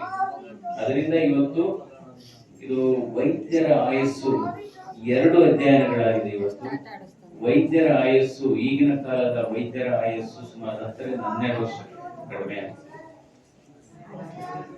24 ವರ್ಷದ ವೈದ್ಯ ವಿದ್ಯಾರ್ಥಿಗಳು ನೋಡಿದ್ದಾರೆ, 30 ವರ್ಷದ ಗೈನಕಾಲಜಿಸ್ಟ್ ಹಾರ್ಟ್ ಅಟ್ಯಾಕ್, 34 ವರ್ಷದ ಇದು ಕಿಡ್ನಿ ನೆಫ್ರಾಲಜಿಸ್ಟ್ ಅಂತೀವಿ, ಅವರಿಗೆ ಹಾರ್ಟ್ ಅಟ್ಯಾಕ್. ಅಂದ್ರೆ ಇದು ಸರ್ವೇ ಸಾಮಾನ್ಯ ಆಗಿದೆ. ಅದಕ್ಕೋಸ್ಕರ ಒತ್ತಡ ಅನ್ನೋದು ಕೂಡ ಇವತ್ತು ಬಹಳ ಪ್ರಮುಖವಾದಂತಹ ಕಾರಣ. ಎಲ್ಲರಿಗೂ ವೈದ್ಯರಿಗೆ ಒಂದೇ ಅಂತ ಅಲ್ಲ, ಅಂದ್ರೆ ಇವತ್ತು ಈ ರೀತಿಯ ಆಸ್ಪತ್ರೆಗಳು ಹಳ್ಳಿಗಳಲ್ಲಿ ಚೆನ್ನಾಗಿ ಕೆಲಸ ಮಾಡಬೇಕಾದ್ರೆ ಸಾರ್ವಜನಿಕರ ಸಹಕಾರ ಬಹಳ ಮುಖ್ಯ, ಜನಪ್ರತಿನಿಧಿಗಳ ಸಹಕಾರ ಬಹಳ ಮುಖ್ಯ. ಇದರಲ್ಲಿ ಯಾವುದೇ ರೀತಿ ಒಂದು ಭಿನ್ನಾಭಿಪ್ರಾಯ ಇರಬಾರದು. ಅದಕ್ಕೋಸ್ಕರ ಇವತ್ತು ಕೆಲವು ಕಡೆ ರೋಗಿ ಅವನ ಕಾಯಿಲೆಯಿಂದ, ಅವನು ಗಂಭೀರವಾದಂತಹ ಕಾಯಿಲೆಯಿಂದ, ಈಗ ರೋಡ್ ಟ್ರಾಫಿಕ್ ಆಕ್ಸಿಡೆಂಟ್ ಆಗಿರುತ್ತೆ, ಮೆದುಳು ಹೊರಗಡೆ ಬಂದಿರುತ್ತೆ, ಅದು ಬಂದ್ಮೇಲೆ ಒಂದು ಅರ್ಧ ಗಂಟೆ ಅವ್ರ ಜೀವ ಇರುತ್ತೆ, ಆಮೇಲೆ ಹೋಗುತ್ತೆ. ಕರ್ಕೊಂಡ್ ಆಸ್ಪತ್ರೆಯಲ್ಲಿ ಗಲಾಟೆ ಮಾಡೋದು, ಸುತ್ತೋಗಿದ್ದಾರೆ. ಆಮೇಲೆ ಇದು ಬೇರೆ, ಇನ್ನ ಕೆಲವರು ಸಣ್ಣ ಪುಟ್ಟ ಈ ತಾಲೂಕ್ ಪಂಚಾಯತಿ ಸದಸ್ಯರಾಗ್ಬೋದು, ಗ್ರಾಮ ಪಂಚಾಯತಿ ಸದಸ್ಯರಾಗ್ಬೋದು, ಎಲ್ಲ ಸೇರ್ಕೊಂಡು ಅಯ್ಯೋ ಡಾಕ್ಟ್ರೆ ಆಗಿದ್ದಾಗೋಯ್ತು, ನೀವೇ 1-2 ಲಕ್ಷ ಕೊಟ್ಟು ಕಳಿಸ್ಬಿಡಿ. ಈ ರೀತಿಯಾದ್ರೆ ವೈದ್ಯರ ಕಥೆ ಏನು, ಆಸ್ಪತ್ರೆಗಳ ಏನ್ ಡಾಕ್ಟರ್ ಸುತ್ತಿಗೆ ಹೊಡೆದಿದ್ರ? ಈ ರೀತಿ ಇವತ್ತು ಈ ರೀತಿ ಆಗಿ ಇವತ್ತು ಕಿರುಕುಳ, ಇವೆಲ್ಲ ಕಾರಣ ಇವತ್ತು ಹಳ್ಳಿಗಳಲ್ಲಿ. ನಂತರ ಆ ಹಳ್ಳಿನಲ್ಲಿ ಡಾಕ್ಟರು ರಾತ್ರಿ ಇರ್ಲೇಬೇಕು. ಈಗ ಯಾವ ರೀತಿ ನಮ್ ಕೆಲಸ ಆಗ್ಬೇಕು ಅಂದ್ರೆ, ಸೊ ರಾತ್ರಿ ಹೊತ್ತು ಏನಾದ್ರು ಸಮಸ್ಯೆ ಬಂದ್ರೆ ಯಾವ್ದಾದ್ರು ತಾಲೂಕ್ ಆಸ್ಪತ್ರೆ ಯಾವಾಗ್ಲೂ 24 ಗಂಟೆ ಕೆಲಸ ಮಾಡುತ್ತೆ, ಅಲ್ಲಿಗೆ ನಾವು ಟ್ರಾನ್ಸ್ಪೋರ್ಟ್ ವ್ಯವಸ್ಥೆ ಮಾಡಬೇಕು. ಹಳ್ಳಿಗಳಲ್ಲೇ ಡಾಕ್ಟರ್ 24 ಗಂಟೆ ಇರಕ್ಕಾಗಲ್ಲ. ಅವ್ನು ನೈಟ್ ಡ್ಯೂಟಿ, ಡೇ ಡ್ಯೂಟಿನೂ ಮಾಡಿ ನೈಟ್ ಡ್ಯೂಟಿನೂ ಮಾಡಿದ್ರೆ ಒಬ್ಬರೇ ಇರೋದು, ಒಂದು ಆಸ್ಪತ್ರೆಗೆ ಒಬ್ಬರೇ. ಸೊ ಇವೆಲ್ಲ ಅರ್ಥ ಮಾಡ್ಕೋಬೇಕಾಗುತ್ತೆ. ಸೊ ಅದರಿಂದ ಇವತ್ತು ವೈದ್ಯರುಗಳ ಮೇಲೆ ಈ ರೀತಿಯ ಆಸ್ಪತ್ರೆಗಳು, ಈಗ ಇವರು ದಿವಾಕರ್ ಅವರು ಒಂದು ಒಳ್ಳೆಯ ಉದ್ದೇಶದಿಂದ, ಸದುದ್ದೇಶದಿಂದ ಇವತ್ತು ಆಸ್ಪತ್ರೆಯನ್ನ ಮಾಡಿದ್ದಾರೆ. ಬಹುಶಃ ನನ್ನ ಗಮನಕ್ಕೆ ಬಂದಂತ, ಪುನಃ ಈಗಾಗಲೇ ಹೇಳಿದ್ದೆ ನಾನು, ಒಬ್ಬ ತಜ್ಞ ವೈದ್ಯರು ನಾನು ಅಂದ್ರೆ ಹುಟ್ಟೂರಿನ ಮೇಲೆ ಇರತಕ್ಕಂತ ಪ್ರೀತಿ ಪ್ರೇಮ ನಿಜವಾಗ್ಲೂ ಮೆಚ್ಚುವಂಥದ್ದು. ಹುಟ್ಟೂರಿನ ಮೇಲೆ ಇರತಕ್ಕಂತ ಯಾವಾಗಲೂ ಅಷ್ಟೇ, ನಾವು ಹುಟ್ಟಿದ ಊರನ್ನ ಮರಿಬಾರ್ದು, ಎತ್ತ ತಂದೆ ತಾಯಿಗಳನ್ನ ಮರಿಬಾರ್ದು, ಕಲಿಸಿದ ಗುರುಗಳನ್ನ ಮರಿಬಾರ್ದು. ಆದ್ರೆ ಇವತ್ತು ಯಾವ ರೀತಿ ಆಗಿದೆ ಅಂದ್ರೆ, ಇವತ್ತು ಕೃತಜ್ಞತೆ ಅನ್ನೋದು ಬಹಳ ಅಪರೂಪ ಆಗಿದೆ. ಕೃತಜ್ಞತೆ ಅನ್ನೋದು ಬಹಳ ಅಪರೂಪ ಆಗಿದೆ. ನೀವು ಇವತ್ತು ಕೆಟ್ಟವರಾಗಬೇಕಾದ್ರೆ ಕೆಟ್ಟ ಕೆಲಸ ಮಾಡೋ ಅವಶ್ಯಕತೆ ಇಲ್ಲ. ತುಂಬಾ ಒಳ್ಳೆ ಕೆಲಸ ಮಾಡಿದ್ರು ಕೂಡ ತುಂಬಾ ಒಳ್ಳೆ ಕೆಲಸ ಮಾಡಿದ್ರೆ ಎಷ್ಟೋ ಸರಿ ಕೆಟ್ಟವರಾಗ್ಬಿಡ್ತೀವಿ. ಯಾಕೆ ಕೆಟ್ಟವರಾಗ್ತೀವಿ ಅಂದ್ರೆ ಒಳ್ಳೆ ಕೆಲಸ ಮಾಡೋದನ್ನ ನಿಲ್ಸೋದು ಯಾವಾಗ ಅಂತ ಗೊತ್ತಿರಲ್ಲ. ಸೊ ಆ ರೀತಿ ಮಾಡಿದ್ದೇವೆ. ಸೊ ನಿಜವಾಗ್ಲೂ ಇದೊಂದು ಬಹಳ ಉತ್ತಮವಾದಂತ ಉದಾಹರಣೆ ಅಂತಾನೆ ಹೇಳ್ಬೇಕು. ಉತ್ತಮವಾದಂತ ಒಂದು ಪ್ರಯೋಗ. ಒಬ್ಬ ತಜ್ಞ ವೈದ್ಯರು ಬಂದು ಇಂಥ ಹುದೂರಿನಲ್ಲಿ ಇವತ್ತು ಈ ಆಸ್ಪತ್ರೆಯನ್ನ ಮಾಡಿರೋದು ಈ ಭಾಗದ ಜನರಿಗೆ, ನಿಮ್ಗೆ ಬೆಂಗಳೂರಿನಲ್ಲಿ ಸಿಗತಕ್ಕಂತ ಚಿಕಿತ್ಸೆ ಮತ್ತು ಸಲಹೆ ಇಲ್ಲಿ ಸಿಗುತ್ತೆ. ಈ ರೀತಿಯ ವೈದ್ಯರುಗಳ ಸಂಖ್ಯೆ ನಮ್ಮ ರಾಜ್ಯದಲ್ಲಿ ದೇಶದಲ್ಲಿ ಹೆಚ್ಚಾಗಬೇಕು. ದಿವಾಕರ್ ಅವರಂತ ನೋಡಿ ಅವ್ರಿಗೆ ಬಹಳ, ಯಾಕೆಂದ್ರೆ ಈಗ ನಾನು ಜಯದೇವ ಹೃದ್ರೋಗ ಸಂಸ್ಥೆಯಲ್ಲಿ ಕೆಲಸ ಮಾಡತಕ್ಕಂಥ ಸಂದರ್ಭದಲ್ಲಿ 18 ವರ್ಷ ನಾನು ನಿರ್ದೇಶಕನಾಗಿದ್ದ ಸಂದರ್ಭದಲ್ಲಿ ಸುಮಾರು 75 ಲಕ್ಷ ಹೊರರೋಗಿಗಳಿಗೆ ಚಿಕಿತ್ಸೆ ಕೊಟ್ಟಿದ್ದೆ.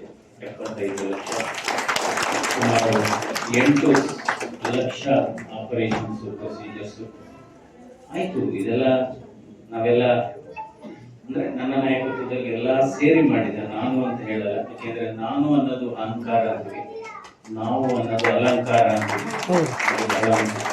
ನಾನು ಅನ್ನೋದು ಅಹಂಕಾರ, ನಾವು ಅನ್ನೋದು ಅಲಂಕಾರ. ಆದರೆ ಈ 75 ಲಕ್ಷ ಜನರಿಗೆ ಚಿಕಿತ್ಸೆ ಕೊಡ್ತಕ್ಕಂಥ ಸಂದರ್ಭದಲ್ಲಿ ಒಬ್ಬ ರೋಗಿಯನ್ನು ಹಣಕ್ಕೋಸ್ಕರ ನಾವು ಚಿಕಿತ್ಸೆಯನ್ನೇ ವಾಪಸ್ ಕಳಿಸಿಲ್ಲ. ಹಣ ಇರಲಿ ಇಲ್ಲದೆ ಇರಲಿ, ಇನ್ಶೂರೆನ್ಸ್ ಇರಲಿ ಇಲ್ಲದೆ ಇರಲಿ, ಅಥವಾ ಡಾಕ್ಯುಮೆಂಟ್ಸ್ ಇರಲಿ ಇಲ್ಲದೆ ಇರಲಿ, ಚಿಕಿತ್ಸೆ ಕೊಡತಕ್ಕಂಥದ್ದು. ಯಾಕೆಂದ್ರೆ ಒಬ್ಬ ರೋಗಿಯನ್ನ ಬದುಕಿಸಿದ್ರೆ ನೀವು ಒಂದು ಜೀವವನ್ನ ಬದುಕಿಸಲ್ಲ, ಇಡೀ ಕುಟುಂಬವನ್ನ ಬದುಕಿಸ್ತಾರೆ. ಅದನ್ನ ಬಹಳ ಮುಖ್ಯವಾದದ್ದು. ಈ ರೀತಿ ಇವತ್ತು ಭಾರತ ದೇಶದಲ್ಲಿ 60% ಸಾವುಗಳು ಜೀವನ ಶೈಲಿ ಆಧಾರಿತ ಕಾಯಿಲೆಗಳಿಂದ ಆಗ್ತಾ ಇದೆ. ಜೀವನ ಶೈಲಿ ಆಧಾರಿತ ಕಾಯಿಲೆಗಳಿಂದ ಆಗ್ತಾ ಇದೆ. ಈ ಜೀವನ ಶೈಲಿ ಆಧಾರಿತ ಕಾಯಿಲೆಗಳು ಯಾವ್ಯಾವಪ್ಪ ಅಂದ್ರೆ, ಒಂದು ಹೃದಯಘಾತ ಅಥವಾ ಹಾರ್ಟ್ ಅಟ್ಯಾಕ್ ಅಂತ ಏನ್ ಹೇಳ್ತೀವಿ, ಇನ್ನೊಂದು ಅಧಿಕ ರಕ್ತದ ಒತ್ತಡ, 3ನೇದು ಸಕ್ಕರೆ ಕಾಯಿಲೆ, 4ನೇದು ಒಂದು ಕ್ಯಾನ್ಸರ್, 5ನೇದು ಬ್ರೈನ್ ಸ್ಟ್ರೋಕ್ ಅಂತ ಪಾರ್ಶ್ವವಾಯು ಅಂತ ಹೇಳ್ತೀವಿ. ಹೀಗಾಗಿ ಈಗ 6ನೇದೊಂದು ಬಂದಿದೆ, ಅದು ಕೂಡ ಜೀವನ ಶೈಲಿ ಕಾಯಿಲೆ. ಏನಪ್ಪಾ ಅಂದ್ರೆ ಸ್ಕ್ರೀನ್ ಅಡಿಕ್ಷನ್ ಮತ್ತು ಒಂಟಿತನ. ಒಂಟಿತನ ಅಂದ್ರೆ ಅವರು ಒಬ್ಬರೇ ಇದ್ದಾರೆ ಅಂತ ಅಲ್ಲ. ಈಗ 8 ಜನ ಕೂತಿದಿರಿ ರೈಲ್ವೆ ಸ್ಟೇಷನ್ ಅಲ್ಲಿ ಅಥವಾ ಬಸ್ ಸ್ಟಾಪ್ ಅಲ್ಲೋ ಅಥವಾ ಏರ್ಪೋರ್ಟ್ ಅಲ್ಲೋ ಅಥವಾ ಇಲ್ಲ, 8 ಜನ ಒಬ್ರಿಗೊಬ್ರು ಮಾತಾಡ್ತಾ ಇಲ್ಲ. ಯಾಕೆ ಮಾತಾಡ್ತಾ ಇಲ್ಲ ಅಂದ್ರೆ 9 ಜನನು ಮೊಬೈಲ್ ನೋಡ್ತಾ ಇದ್ದಾರೆ. ಸೊ ಈ ಒಂಟಿತನ ನಂತರ ಈ ಕಾಯಿಲೆಗಳು ಹಿಂದೆ ಏನಾಗಿತ್ತು, ಮಕ್ಕಳು ತಂದೆ ತಾಯಿಗಳನ್ನ ಇದಕ್ಕೆ ಚಿಕಿತ್ಸೆಗೆ ಕರ್ಕೊಂಡು ಬರ್ತಾ ಇದ್ರು. ಇವತ್ತು ತಂದೆ ತಾಯಿಗಳು ಅವರ ಮಕ್ಕಳನ್ನ ಈ ಕಾಯಿಲೆಗೆ ಕರ್ಕೊಂಡು ಬರ್ತಾ ಇದ್ದಾರೆ. 20ರಿಂದ 40 ವರ್ಷದ ವಯೋಮಿತಿಯಲ್ಲಿದ್ದವರನ್ನ ಹಾರ್ಟ್ ಅಟ್ಯಾಕ್ಗೆ, ಸಕ್ಕರೆ ಕಾಯಿಲೆಗೆ, ಕ್ಯಾನ್ಸರ್ಗೆ, ಅದಕ್ಕೆ ಹೇಳ್ತೀವಿ ಮಧುಮಕ್ಕಳಲ್ಲಿ ಮಧುಮೇಹ, ಮಧುಮಕ್ಕಳಲ್ಲಿ ಹೃದಯಘಾತ. ಸುಮಾರು ಗಂಡನ ಮದುವೆ ಮಂಟಪದಿಂದ ಕರ್ಕೊಂಡು ಬಂದಿದ್ದಾರೆ, ಆಂಜಿಯೋಪ್ಲಾಸ್ಟಿ ಮಾಡಿದೀವಿ. ಅದು ಏನು ಒಪ್ಪಿ ಆದಂತ ಮದುವೆ, ಬಲವಂತದ ಮದುವೆ ಅಲ್ಲ. ಸೊ ಅದರಿಂದ ಈ ಕಾಯಿಲೆಗಳು ಎಲ್ಲ ಜಾಸ್ತಿ ಆಗ್ಲಿಕ್ಕೆ ಇವೆಲ್ಲ ಕಾರಣ ಇದೆ. ಧೂಮಪಾನ, ಮದ್ಯಪಾನ, ಸಕ್ಕರೆ ಕಾಯಿಲೆ ಜಾಸ್ತಿ. ಇನ್ನೊಂದೇನಪ್ಪಾ ಅಂದ್ರೆ ಇತ್ತೀಚಿನ ದಿನಗಳಲ್ಲಿ ಸೋಮಾರಿತನ ಒಂದು ವೃತ್ತಿಯಾಗಿದೆ. ಒಂದು ಈ ಧೂಮಪಾನ ಜಾಸ್ತಿ ಆಗಿದೆ. ಮದ್ಯಪಾನದ ಬಗ್ಗೆ ನಾವು ಹೇಳ್ಬೇಕಾಗುತ್ತೆ. ಇವತ್ತು ಭಾರತ ದೇಶದಲ್ಲಿ ಹಿಂದೆ ನಾವೆಲ್ಲ ಚಿಕ್ಕ ಹುಡುಗರಾಗಿದ್ದಾಗ, ನಾನು ಹಳ್ಳಿಯಿಂದಲೇ ಬಂದವನು, 7ನೇ ಕ್ಲಾಸ್ ಎಲ್ಲ ನಮ್ಮೂರಲ್ಲೇ ಓದಿದ್ದು. ಯಾರಾದ್ರೂ ಕುಡಿದು ಬಂದ್ರೆ ಅವನು ಊರೊಳಗೆ ಬರಂಗಿರ್ಲಿಲ್ಲ. ಯಾವುದೋ ಒಂದು ಶಾಲೆ ಜಪ್ತಿ ಮೇಲೋ ಅಥವಾ ದೇವಸ್ಥಾನದ ಹೊರಗಡೆ ಎಲ್ಲೋ ಮಲಕೊಂಡು ಅದೆಲ್ಲ ಇಳಿದ ಮೇಲೆ ಒಳಗೆ ಬರ್ಬೇಕಾಗುತ್ತೆ. ಇವತ್ತು ಅವನು ಕುಡಿಯಲ್ಲ ಅಂದ್ರೆ ಅವನ್ನ ಯಾವುದೇ ಒಂದು ಫಂಕ್ಷನ್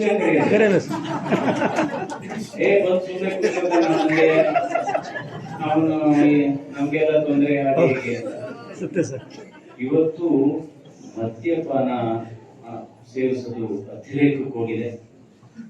ಅದು ಒಂದು ಕಾರಣ. ಇವತ್ತು ಹಾರ್ಟ್ ಅಟ್ಯಾಕ್ ಜಾಸ್ತಿ ಆಗ್ಲಿಕ್ಕೆ, ಸಕ್ಕರೆ ಕಾಯಿಲೆ ಜಾಸ್ತಿ ಆಗ್ಲಿಕ್ಕೆ ಮತ್ತು BP ಜಾಸ್ತಿ ಆಗ್ಲಿಕ್ಕೆ. ಇವತ್ತು ಒಂದು ಮಾಹಿತಿ ಪ್ರಕಾರ ಭಾರತ ದೇಶದಲ್ಲಿ 48 ಕೋಟಿ ಅದನ್ನ ಕ್ರೇಟ್ ಅಂತ ಕರೀತಾರೆ. ಮೊನ್ನೆ ನಾನು ಮಾತಾಡೋದಕ್ಕೋಸ್ಕರ ನಾನು ಇದ್ರ ಬಗ್ಗೆ ಮಾಹಿತಿ ತಗೊಂಡೆ. ಈ ಸಣ್ಣ ಬಾಟ್ಲ್ ಆದ್ರೆ 148 ಇರುತ್ತಂತೆ, ದೊಡ್ಡದಾದ್ರೆ 12 ಏನೋ ಇರುತ್ತಂತೆ. ಈ ತರದ್ದು ಖರ್ಚಾಗ್ತಾ ಇರೋದು 48 ಕೋಟಿ ಭಾರತ ದೇಶದಲ್ಲಿ. ಇದರಲ್ಲಿ 60% ಮದ್ಯಪಾನ ಇವತ್ತು ದಕ್ಷಿಣ ಭಾರತದಲ್ಲಿ. ದಕ್ಷಿಣ ಭಾರತ ಈ ಮದ್ಯಪಾನದಲ್ಲಿ ಉತ್ತರ ಭಾರತವನ್ನ ಹಿಂದಿಕ್ಕಿದೆ. ಕರ್ನಾಟಕ ಮತ್ತು ತೆಲಂಗಾಣ ಮೊದಲನೇ ಸ್ಥಾನಕ್ಕೆ ಬೈಕೊಟ್ಟಿಲ್ಲ, ನಿಜವಾಗ್ಲೂ ಮೊದಲನೇ ಸ್ಥಾನ. ಈಗ ದಾರಿ ಬರ್ಬೇಕಾದ್ರೆ ಬೆಕ್ಕು ಬಂದ್ರೆ ಅಪಶಕ್ನ. ನನ್ನ ಅರ್ಥದಲ್ಲಿ ಬೆಕ್ಕು ಬಂದ್ರೆ ಅಪಶಕ್ನ ಅಲ್ಲ. ಐದಾರು ನಾಯಿಗಳು ಬಂದ್ರೆ ಆಕ್ಸಿಡೆಂಟ್ ಆಗ್ಬೋದು, ಅಥವಾ ಕುಡಿದವ್ರು ಬಂದ್ರು ಆಕ್ಸಿಡೆಂಟ್ ಆಗ್ಬೋದು. ಅದಕ್ಕೋಸ್ಕರ ಈ ಕಾಯಿಲೆಗಳೆಲ್ಲ ಈ ಕಾರಣ ಈಗ ಹೇಳಿದೆ ಧೂಮಪಾನ. ಇನ್ನೊಂದು ಬಹಳ ಮುಖ್ಯವಾದಂಥದ್ದು ಸೋಮಾರಿತನ, ಫಿಸಿಕಲ್ ಇನ್ಆಕ್ಟಿವಿಟಿ ಬಹಳ. ನೋಡಿ, ಯಾವಾಗಲೂ ದೇಹ ಚಲಿಸ್ಬೇಕು, ಮನಸ್ಸು ಸ್ಥಿರವಾಗಿರ್ಬೇಕು. ಆದರೆ ಇತ್ತೀಚಿನ ದಿನಗಳಲ್ಲಿ ದೇಹ ಚಲಿಸ್ತಾ ಇಲ್ಲ, ಮನಸ್ಸು ಸ್ಥಿರವಾಗಿ ಇರಬೇಕಾಗಿದೆ. ಸೊ ಅದರಿಂದ ನಾವು ಬಹಳ ಆರೋಗ್ಯ, ಹೃದಯ ಕೂಡ ಅದೇ ಹೇಳುತ್ತೆ, ನಾವು ನಡಿಬೇಕು. ನೀವು ಎಷ್ಟೇ ಹಣ ಇರಲಿ, ಎಷ್ಟೇ ಸಂಪತ್ತಿರಲಿ, ಎಷ್ಟೇ ಸವಲತ್ತಿರಲಿ, ಒಟ್ಟು ನಾವು ಕೆಲಸ ಮಾಡಬೇಕು. ಈಗ ನೋಡಿ, ನಾನು ಈಗ ದೆಹಲಿಗೆ ಲೋಕಸಭಾ ಸದಸ್ಯನಾಗಿ ಹೋದ್ಮೇಲೆ ನಾನು ಎಷ್ಟೋ ಸರಿ ಒಬ್ಬನೇ ಇರ್ತೇನೆ. ಎಷ್ಟು ಅಂದ್ರೆ ನನ್ನ ಬಟ್ಟೆ ನಾನೇ ಎರಡ್ ಮಾಡ್ಕೊತೀನಿ, ನನ್ನ ಬಟ್ಟೆ ನಾನೇ ಒಗಿತೀನಿ. ಅದು ಖುಷಿ ಕೊಡುತ್ತೆ ಆಕ್ಚುಲಿ. ಕೆಲವರೆಲ್ಲ ಇದೇನ್ ಸರ್ ನೀವು ಇದು ಇಲ್ಲ ರೀ ಅದ್ರಲ್ಲಿ ಸಿಗ ಅಂತ. ಇವು ನೋಡಿ, ಎಷ್ಟೋ ಜನ ಹಣ ಇದ್ದವರು ಅವರು ಏನು ಅವ್ರ ಆಳುಗಳನ್ನ ಇಟ್ಕೊಂತಾರೆ, ಮನೆ ಸರ್ವೆಂಟ್ಸ್ ಇರ್ತದೆ. ಮನೆಯ ಸರ್ವೆಂಟ್ಸ್ ಆರೋಗ್ಯ ಚೆನ್ನಾಗಿದೆ, ಮಾಲೀಕರ ಆರೋಗ್ಯ ಚೆನ್ನಾಗಿಲ್ಲ. ಸೊ ಅದರಿಂದ ಕೆಲಸ ಮಾಡಬೇಕು, ಇದು ಬಹಳ ಮುಖ್ಯವಾದದ್ದು. ನಮ್ಮ ಕೆಲಸ ಮಾಡಬೇಕು. ಇವತ್ತು ಫಿಸಿಕಲ್ ಹೃದಯ ಕೂಡ ಹೇಳುತ್ತೆ, ಬಹಳ ಹೃದಯದ ಭಾಷೆದಲ್ಲಿ ಹೇಳ್ಬೇಕಾದ್ರೆ, ನೀನು ನನಗಾಗಿ 1 ತಾಸು ಚಲಿಸು, ನಾನು ನಿನಗಾಗಿ ನಿರಂತರವಾಗಿ ಮಿಡಿಯುತ್ತೇನೆ ಇಂತಿ ಹೃದಯ. ಅದಕ್ಕೋಸ್ಕರ ನಾವು ಕೆಲಸ ಮಾಡಬೇಕು. ನಂತರ 3 ಇವಾಗ ನಾವು ಅದು ಹೇಳಿದ್ದೀನಿ ನಾನು ಹಲವಾರು ಬಾರಿ. ಈಗ ನಾವು ಏನೋ ಆಕಸ್ಮಿಕವಾಗಿ ಚುನಾವಣೆಯಲ್ಲಿ ನಿಂತ್ವಿ, ಆಯ್ತು. ಚುನಾವಣೆ ಸಂದರ್ಭದಲ್ಲಿ ಅವರೊಂದು ಪಕ್ಷ, ನಾವೊಂದು ಪಕ್ಷ. ಚುನಾವಣೆ ನಂತರ ಆ ರೀತಿ ರಾಜಕೀಯ ಸಂಸ್ಕಾರ ಬರಬೇಕು ನಮ್ಮ ದೇಶದಲ್ಲಿ. ಚುನಾವಣೆ ನಂತರ ವೋಟ್ ಹಾಕ್ದವರು ನಮ್ಮವರೇ, ವೋಟ್ ಹಾಕದೇ ಇದ್ದವರು ನಮ್ಮವರೇ, ಎಲ್ಲರನ್ನೂ ಸಮಾಂತರವಾಗಿ ಕಾಣತಕ್ಕಂಥ ನಾವು ಆ ರೀತಿ ಬದಲಾವಣೆ ಆಗ್ಬೇಕು. ಇವಾಗ ಒಂದು ರೋಡ್ ಮಾಡ್ತೀವಿ, ಏನು ಒಂದೇ ಪಕ್ಷದವ್ರು ನಡೀತಾರ? ಈಗೇನೋ ಒಂದು ಬೋರ್ವೆಲ್ ತೆಗಿಸ್ತೀವಿ, ಒಂದೇ ಪಕ್ಷದವ್ರು ನೀರು ಕುಡಿತಾರ? ಇದು ಈ ಸಂಕುಚಿತ ಮನೋಭಾವನೆ ಹೋಗ್ಬೇಕಾಗುತ್ತೆ. ಸೊ ಈ ರೀತಿ ನಾವು ಬದಲಾವಣೆಗಳನ್ನ ಕಾಣಬೇಕಾಗುತ್ತೆ. ಅದೇ ರೀತಿ ಒತ್ತಡ ಅನ್ನೋದು ಕೂಡ ಬಹಳ ಮುಖ್ಯ. ಅವಿಭಾಜ್ಯ ಕುಟುಂಬಗಳು ಒಡೆದೋಗಿರೋದು ಕೂಡ ಈ ಕಾಯಿಲೆಗಳಿಗೆಲ್ಲ ಕಾರಣ. ಹಿಂದೆ ಒಂದೇ ಮನೆ, ಈಗೂ ಇದೆ ಕೆಲವು ಮನೆಯಲ್ಲಿ, ಒಂದೇ ಮನೆಯಲ್ಲಿ 20 ಜನ 25 ಜನ. ಹಬ್ಬದಲ್ಲಿ ಬಂದಂತ ಸಂದರ್ಭದಲ್ಲಿ ಊರೆಲ್ಲ ಸಡಗರ, ಒಂದೇ ಮನೆಯಲ್ಲಿ 20 ಎಲ್ಲ. ಇವತ್ತು 4 ರೂಮ್ ಇದ್ರೆ 4 ಜನ ಮಲ್ಕೊಳ್ಳೋದು. ನಂತರ ಹಿಂದೆ ರೂಮ್ ಇಲ್ಲ, ಒಂದೇ ಕಡೆ 20 ಜನ ಮಲ್ಕೊಳ್ಳೋದು. ಮನೆಯೇ ಶಿಶುವಿಹಾರ ಆಗಿತ್ತು, ಮನೆಯೇ ಸಮುದಾಯ ಭವನ ಆಗಿತ್ತು, ಮನೆಯೇ ಒಂದು ಸಾಂತ್ವನ ಕೇಂದ್ರ ಆಗಿತ್ತು. ನೋಡಿ, ಯಾರಾದ್ರೂ ಹೋಗಿ ಮುನ್ಸ್ಕೊಂಡ್ರೆ ಊಟ ಎಬ್ಬಿಸ್ಕೊಬರ್ರೆ ಯಾರೋ ಇನ್ನೊಬ್ರು ಹೋಗಿ, ಅವರು ಕಾಯ್ತಾ ಇರ್ತಾರೆ, ಎಬ್ಬಿಸ್ರೆ ಸಾಕಪ್ಪ ಅಂತ ತಿಳ್ಬಿಟ್ಟು. ಸೊ ಇವತ್ತು 2025ನೇ ಇಸ್ವಿಯ ಅವಿಭಾಜ್ಯ ಕುಟುಂಬ ಅಂದ್ರೆ ಏನಪ್ಪಾ ಅಂದ್ರೆ, ಗಂಡ ಹೆಂಡತಿ ಜೊತೆಲಿರೋದೇ ಅವಿಭಾಜ್ಯ ಕುಟುಂಬ ಆಗಿ. ಅದರಲ್ಲೂ ಸಿಟಿಗಳಲ್ಲಿ ನೋಡ್ಬೋದು, ಗಂಡ ಹೆಂಡತಿ ಜೊತೆಲಿರೋದೇ ಜಾಯಿಂಟ್ ಫ್ಯಾಮಿಲಿ. ಇದರಿಂದ ಕಾಯಿಲೆಗಳೆಲ್ಲ ಜಾಸ್ತಿ ಆಗುತ್ತೆ. ಇದನ್ನೆಲ್ಲ ಯಾಕೆ ಹೇಳ್ತಾ ಇದ್ದೀನಿ, ಈ ಕಾಯಿಲೆಗಳು ಇವೆಲ್ಲ ಯಾಕೆ ಚಿಕ್ಕ ವಯಸ್ಸಿನಲ್ಲಿ ಬರ್ತಾ ಇದೆ? ಇವತ್ತು ಮಕ್ಕಳ ವಿದ್ಯಾಭ್ಯಾಸ ತಾಯಿಂದಿರ ಪರೀಕ್ಷೆ ಆಗುತ್ತೆ.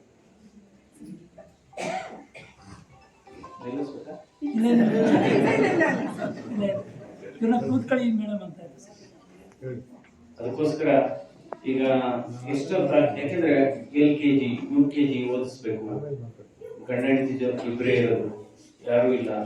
ನೋಡಿ, ಹಿಂದೆ ಇವತ್ತು ಅಷ್ಟೇ ಯಾರ ಮನೆಯಲ್ಲಿ ಅಜ್ಜ ಅಜ್ಜಿಯಂದಿರಿದ್ದಾರೆ ಅವರ ಮನೆಯಲ್ಲಿ ಆ ಪುಟಾಣಿ ಮಕ್ಕಳಿಗೆ ಶಿಕ್ಷಣ ಜೊತೆ ಸಂಸ್ಕಾರ ಸಿಗುತ್ತದೆ. ಬಹಳ ಮುಖ್ಯವಾದ ಶಿಕ್ಷಣ ಜೊತೆ ಸಂಸ್ಕಾರ ಅದು ಎಲ್ಲೋ ಹೋಗ್ತಾ ಇದೆ. ಇವತ್ತು ಈ ಸಂಸ್ಕಾರ ಬಹಳ ಹೋಗ್ತಾ ಇದೆ. ಸೊ ಅದೇ ರೀತಿ ಇವತ್ತು